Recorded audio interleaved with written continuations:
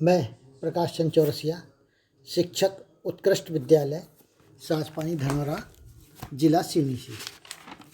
आज हम हिंदी व्याकरण के अंतर्गत वाक्य के प्रकार, इसके संबंध में विस्तृत अध्ययन करेंगे। वाक्य के प्रकार कक्षा 9वीं में एक महत्वपूर्ण चैप्टर के रूप में हमें देखने को मिलता है। तो आइए वाक्य के प्रकार के संबंध में हम, और अभी इस वीडियो में हम अर्थ के आधार पर वाक्य के कितने प्रकार होते हैं उसका अध्ययन करेंगे। वाक्य रचना। सबसे पहले वाक्य का प्रकार समझने के लिए हमको वाक्य क्या है यह समझना अति आवश्यक है। वार्तालाप की आधारभूत इकाई वाक्य है। वाक्य मनुष्य के मन के भावों एवं विचारों को व्यक्त करते हैं। व्यक्ति के विचारों एवं भावों को पूर्ण रूप से प्रकट करने वाले शब्द समूह को हम वाक्य कहते हैं। अर्थात जो ऐसे विचार जो मनुष्य के मन में उठते हैं और जो भाव है उनको जो शब्द समूह प्रकट करते हैं वो वाक्य कहलाते हैं। वाक्य जो होते हैं ये सामान्यतः व्याकरण के नियम के अनुसार सजाए हुए होते हैं। अर्थात अगर कोई व्याकरण के नियम के अनुसार सजाए नहीं हुए तो वो फिर वाक्य की श्रेणी में नहीं आ पाते। दूसरे शब्दों में अगर हम इनको कहें तो वाक्य सार्थक शब्दों का एक व्यवस्थित रूप है। अब वाक्य के अंग हम देख लें। वाक्य के 2 अंग होते हैं। किसी भी वाक्य में इन 2 अंगों का होना आवश्यक होता है। नंबर 1 उद्देश्य और दूसरा विधेय। उद्देश्य क्या होता है ये देख लें हम। उद्देश्य वाक्य का वह भाग है जिसके विषय में वाक्य में कुछ कहा जाता है। इसके अंतर्गत कर्ता और कर्ता के विस्तारक आते हैं। अर्थात उद्देश्य के अंतर्गत कर्ता को हम मान देते हैं या कर्ता के विस्तारक को हम मानते हैं। दूसरा होता विधेय, अर्थात उद्देश्य के विषय में जो कुछ कहा जाए उसे हम विधेय कहते हैं। इस तरह से ये वाक्य के 2 अंग हैं और इन दोनों अंगों का वाक्य में होना अत्यंत आवश्यक है। अब आगे हम देखेंगे वाक्य के अंग। वाक्य के प्रकार, अगर वाक्य के 2 तरह से प्रकार किए गए हैं, एक अर्थ की दृष्टि से और दूसरा रचना की दृष्टि से। आज हम इस वीडियो में अर्थ की दृष्टि से वाक्य के कितने प्रकार हैं उनका विस्तृत अध्ययन हम करेंगे। अर्थ की दृष्टि से वाक्य के 8 प्रकार होते हैं। पहला विधानवाचक वाक्य, दूसरा प्रश्नवाचक वाक्य, तीसरा विस्मयवाचक वाक्य, चौथा आज्ञावाचक वाक्य, पांचवा निषेधात्मक वाक्य, छठवां इच्छावाचक वाक्य, सातवां संदेहवाचक वाक्य और 8वां संकेतवाचक वाक्य। तो इस तरह से ये अर्थ की दृष्टि से 8 प्रकार होते हैं। अब हम इनके बारे में जानेंगे एक एक वाक्य के। सबसे पहले हम देखेंगे विधानवाचक वाक्य। विधानवाचक वाक्य क्या होता है और ये किस तरह के होते हैं इसके बारे में। विधानवाचक वाक्य जिन वाक्यों में किसी क्रिया के करने या होने की सामान्य जानकारी या सूचना मिलती है उन्हें हम विधानवाचक वाक्य कहते हैं। अथवा जिन वाक्यों में किसी कार्य के होने की सूचना मिलती हो उसे विधानवाचक वाक्य कहा जाता है। जैसे उदाहरण के रूप में मैं सिवनी में रहता हूँ। सीधा वाक्य, सरल वाक्य जो होता है मैं सिवनी में रहता हूँ, इसमें कार्य हम 10वीं कक्षा में पढ़ते हैं, सचिन क्रिकेट खेल रहा है। इस तरह के जो वाक्य हैं वो विधानवाचक वाक्य की श्रेणी में आते हैं। तो ये कहलाते हैं विधानवाचक वाक्य। दूसरा हम देखेंगे अब प्रश्नवाचक वाक्य। प्रश्नवाचक वाक्य को सरलना बिल्कुल सरल है और सामान्य तौर पर हम प्रतिदिन इसका उपयोग करते हैं। जिन वाक्यों में किसी व्यक्ति से कोई प्रश्न किया जाए या प्रश्न पूछा जाए उसे प्रश्नवाचक वाक्य कहते हैं। सामान्यतः ये जो प्रश्नवाचक वाक्य में कब, क्यों, कहाँ, कैसे, कौन, किससे, कितने आदि शब्दों का प्रयोग हमको देखने को मिलता है। तो इन शब्दों का प्रयोग अगर किसी वाक्य में आए तो ये मान लेना चाहिए कि वो प्रश्नवाचक वाक्य हैं। अब उदाहरण देखेंगे तो हमको समझ में आ जाएगा। उदाहरण, तुम्हारा नाम क्या है, इसमें क्या शब्द आ गया, तो क्या आया है, इसलिए ये प्रश्नवाचक वाक्य। तुम कौन सी कक्षा में पढ़ते हो, तो यहाँ पर कौन आ गया, तो ये भी प्रश्नवाचक वाक्य है।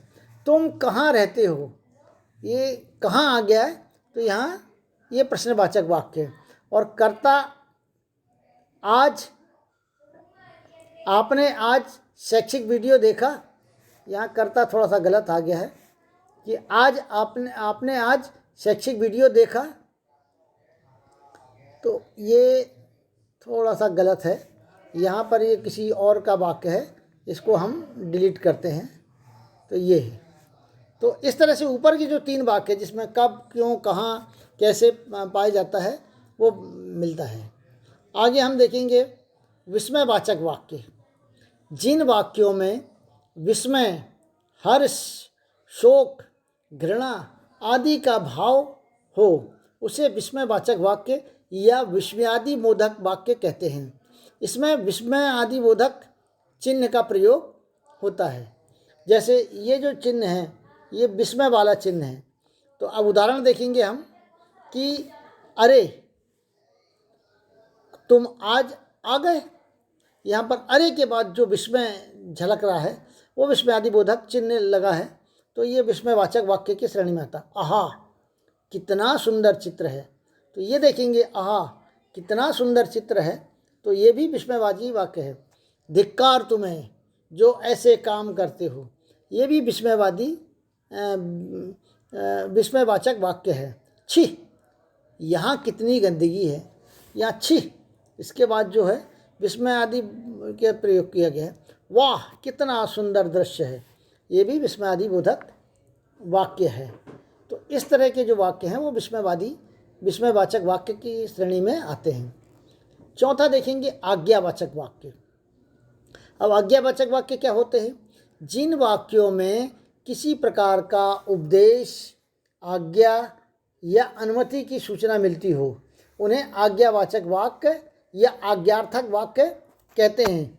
आज्ञावाचक वाक्य में किसी व्यक्ति किसी दूसरे व्यक्ति को आदेश या आज्ञा देता है, तो ये कहलाते हैं आज्ञावाचक वाक्य। अर्थात किसी को कोई आज्ञा दी गई हो या उसने आज्ञा माना हो तो वो आज्ञावाचक वाक्य की श्रेणी में आता है।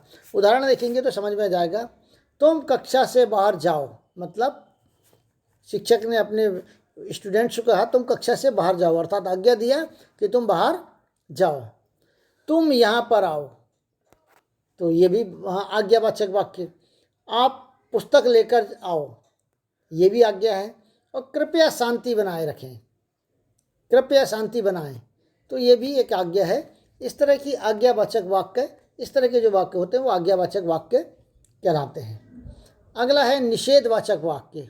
निषेधवाचक वाक्य को भी समझना बिल्कुल सही है। इसमें नहीं शब्द का इस्तेमाल आता ही है। अब नहीं शब्द का इस्तेमाल कैसे आता है और क्या किस तरह का होता है? जिन वाक्यों में किसी कार्य के निषेध या ना होने की सूचना मिलती हो उन्हें निषेधवाचक वाक्य या निषेधात्मक वाक्य कहते हैं। उदाहरण देखेंगे, मैं आज तुम्हारी कक्षा में नहीं आऊँगा, मैं आज तुम्हारी कक्षा में नहीं आऊँगा, ये निषेधवाचक वाक्य है। तुम मेला देखने नहीं जाओगे, ये भी निषेधवाचक वाक्य है, क्योंकि यहाँ नहीं शब्द का इस्तेमाल। सूर्य शीतलता नहीं देता, तो ये भी निषेधात्मक वाक्य है। हम बाहर नहीं जाएंगे, ये भी निषेधात्मक वाक्य है। मैंने आज खाना नहीं खाया, ये निषेधात्मक वाक्य है।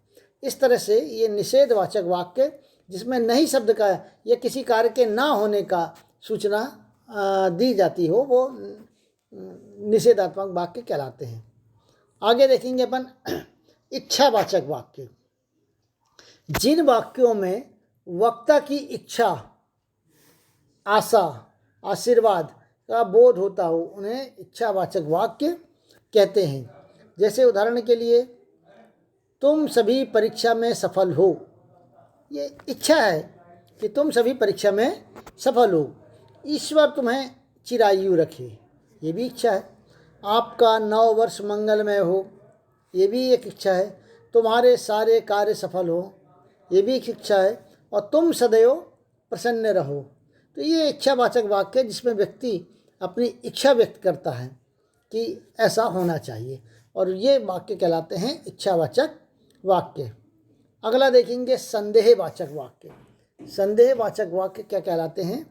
जिस वाक्य में कार्य के होने का संदेह हो या संभावना का, या इसमें संदेह होता है, या संभावना का बोध हो, उसे संदेहवाचक वाक्य कहते हैं। उसे क्या वाक्य कहते हैं? संदेहवाचक वाक्य कहते हैं। इसमें कार्य होगा या नहीं, इस पर संदेह रहता है। इसमें कार्य होगा कि नहीं होगा, इसमें संदेह रहता है। इस तरह के वाक्य संदेहवाचक वाक्य कहलाते हैं। उदाहरण देखेंगे, शायद कल मैं तुम्हारी कक्षा में ना आऊँ। शायद, इनमें संदेह है, कल आ भी सकता हूँ और नहीं भी आ सकता हूँ, तो शायद कल मैं तुम्हारी कक्षा में ना आऊँ।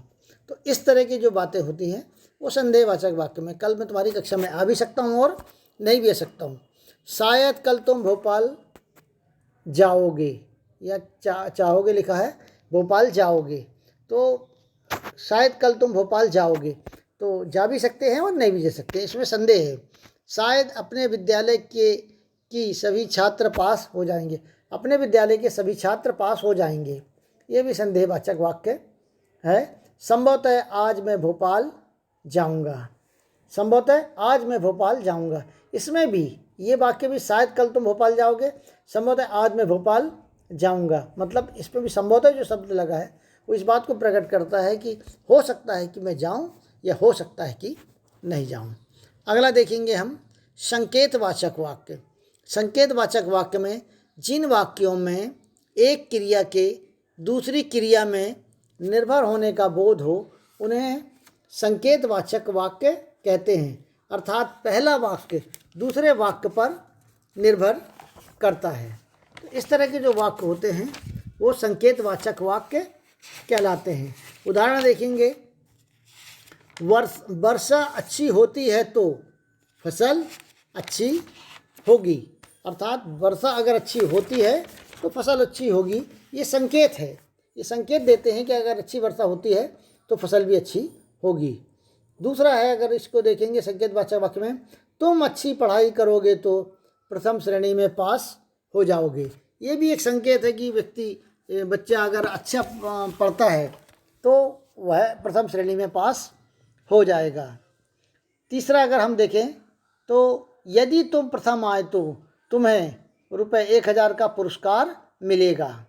अर्थात यदि तुम प्रथम आए, ये संकेत है, अगर तुम प्रथम आ गए तो तुमको ₹1000 का पुरस्कार मिलेगा। ये भी एक संकेतवाचक वाक्य है। अगर तुम मेरे साथ रहोगे तो मुझे सुविधा होगी, ये भी संकेतवाचक वाक्य की, अगर तुम मेरे साथ रहते हो तो मुझे सुविधा होगी। इस तरह के जो वाक्य हैं वो मतलब संकेतवाचक वाक्य कहलाते हैं।